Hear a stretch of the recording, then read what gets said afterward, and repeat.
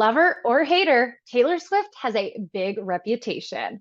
With an estimated net worth of 740 million and the title of second richest woman in music, she is more than just a fearless singer, a drama lover, or a midnight album writer. She is a brand, a savvy businesswoman, and a marketing genius. That's why on this Monday Marketing Moment, we're breaking down her strategy. Are you ready for it?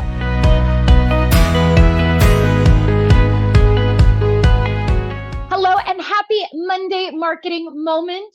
This past weekend, the Taylor Swift Era Tour arrived here in Pittsburgh, and what a weekend it was. To celebrate this occasion, I am joined by Marisa Corona, who is a social media guru and a fellow Swiftie. Hey, Marisa, how are you?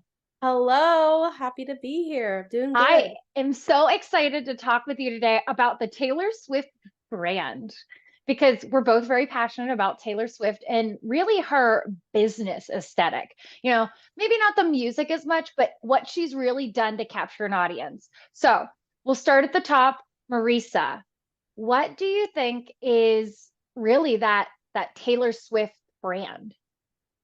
Wow, what a question. We'll go into the details. There's so much you could dissect about her brand, but I think it really comes down to she really knows her audience. And Mm-hmm. she's acknowledged that they've evolved over the years as she's evolved over the years. And I think she Yeah. really plays into that. And I think sometimes, brands don't always play into their audience or how their target audience has changed. They try to still, push back, but I think the way she's embraced it and allowed them to evolve with her, and I think that's really Mm-hmm. what's made her brand so powerful because they have that really deep emotional connection to her, and I think Yeah. we definitely seen why she's it's like, it's these crowds she's drawing, it's It's insane. They're insane. projecting that this tour is going to generate $4.6 billion for just local economies. So, all the And cities don't she's stopping stress. in, we see in Pittsburgh that people are lining up around the blocks. There were restaurants having pre concert Swifty parties. And that's, I think, Yes. another part of this is the brand right now extends beyond Taylor herself and her music. And it's really impacting these local communities and helping them develop strategies that are not only timely, they're relevant, and Yep. ultimately, they're kind of mirroring the Taylor brand. Like they're Yep. creating community. And I absolutely think that that's one of the things that as a marketer, we have to be relevant and we have to be timely. And I think you Yes. really hit on that. She knows her audience. Um, so when we talk about Taylor, she understands her audience really well. She understands the power that she has. I think she understands not only the power of saying things and being relevant, but I think she also understands the power of silence. Absolutely. And I think you brought this up. We had a conversation before about it, and I'd really like to hear how you think she's incorporating that silence into her social strategy, her PR strategy. Yeah, I think it's absolutely so fascinating how, and especially I think TikTok, hitting with this Eras Tour whole Mm-hmm. evolution has kind of created a perfect storm and evolved her brand even Yeah. further and deeper. But I think she's a person that people like to talk about and comment on, but Mm-hmm. she rarely comments on anything in her life. And you see these people forming friendship bracelets and doing all this stuff. Like she didn't tell her brand fans to do that. She also didn't tell them not to do that. Like she's just like, there's things, when it comes to Easter eggs and the, The one putting that things gets out there. me is the Yeah. secret song. I mean, think about Oh, how much people go back and forth like, what do you want the secret song to be? Oh, yes. what do you think it'll be? Oh, and then people are back tracing. Like she chipped her tooth in Pittsburgh during the I think it was the Red Tour in 2016. And they're like, oh my God, is she gonna sing? Is she gonna sing I Knew You Were Trouble? Because that's what she was singing whenever that Oh, happened. wow. And it's creating this word of mouth marketing that Taylor Mhm. didn't have to set up. She She didn't. just said, I'm going to be strategic. I'm going to place those little Easter eggs. I'm going to place those secret songs, and my fans will do the rest. She likes these, like, little things and little Mm-hmm. Easter eggs, and she lets her fans go at it and, like, create so much content Mhm. conspiracying over everything she's gonna do, and she doesn't comment. I think that's part of her strategy, well, that she doesn't say anything and lets them go because, we've seen there's different approaches. I think Beyonce has a very similar approach. She doesn't Yeah. like, if you look at her Instagram, she doesn't even write captions at the top. She just posts pictures.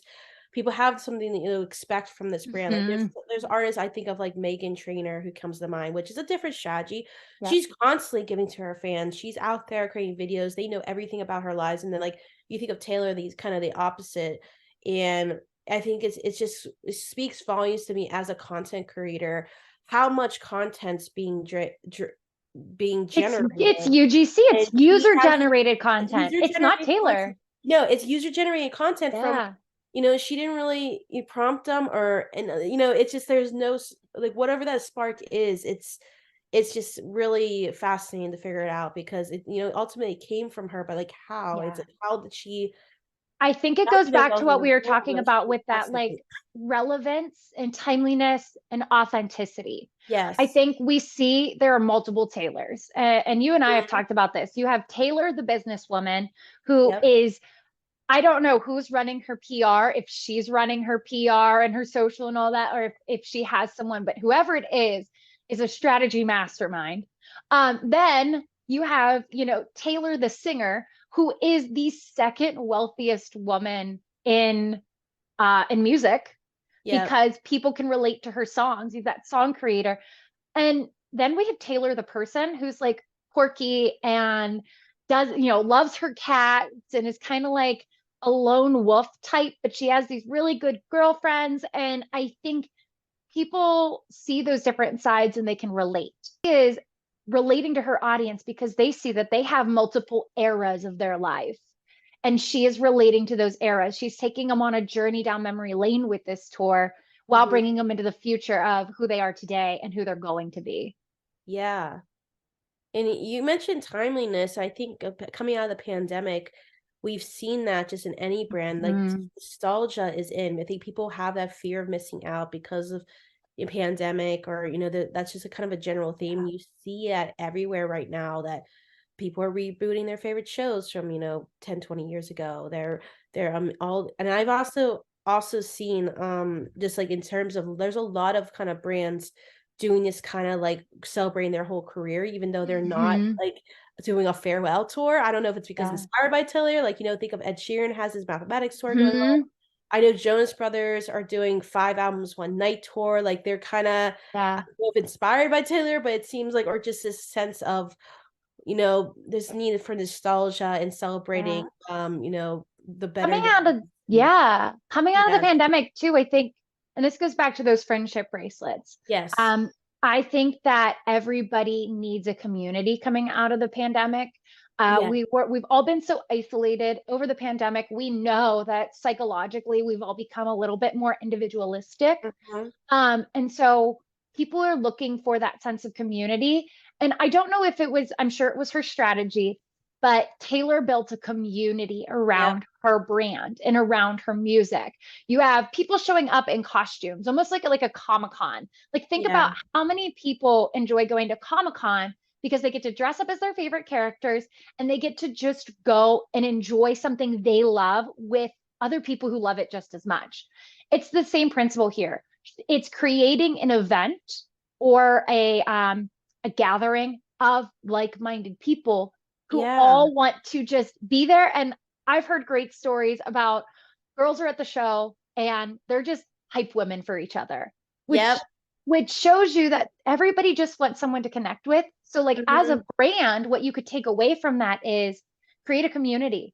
And it doesn't have Yeah. to be, it doesn't have to be a Taylor level community. It could be, a local coffee shop creating a small networking group or a small book club that the coffee shop supports every month.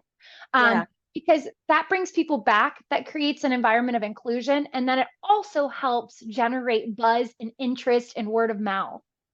Yeah. Marisa, if you could, taking away all of this, because we have a limited amount of time, Yeah. what do you think that brands should take away from this Eras tour and the marketing that's being done here and apply it to their brand? I really think you really capitalized it with community building. Look at, there's Taylor Swift the singer, but I think it's not what's ultimately driving people to these shows. I think it's the Right. experience. I think it's the shared experience and acknowledging it. Like it's become bigger than herself. Mhm. I think yes, people like her music, but I think people what really gathers this communities, they have that shared experience. They've all Mhm. experienced heartache, falling in love. They experience, woman empowerment moments that they kind of like share together. So Yeah.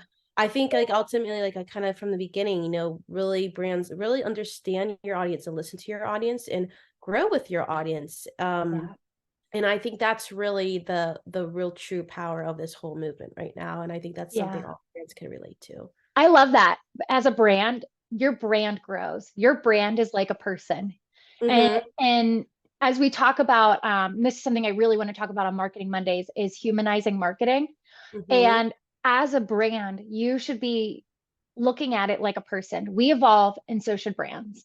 And I think this entire Eras tour and the marketing that's going into it, and the even the events that are happening as not part of the tour, but local events. There's a local pop up that did Taylor Swift theme nights, and they have Mhm. Taylor Swift theme merch. And there was a local bar we talked about earlier, and there's all these businesses capitalizing on that. But Yeah. I also think that it's helping these businesses stay relevant in a time when we have so many options. And um there's a lot of hesitancy right now in our world. And Yeah. so like creating that safe space with something that's familiar Mhm. um is such an important thing when you think about how can I market my brand. Mhm.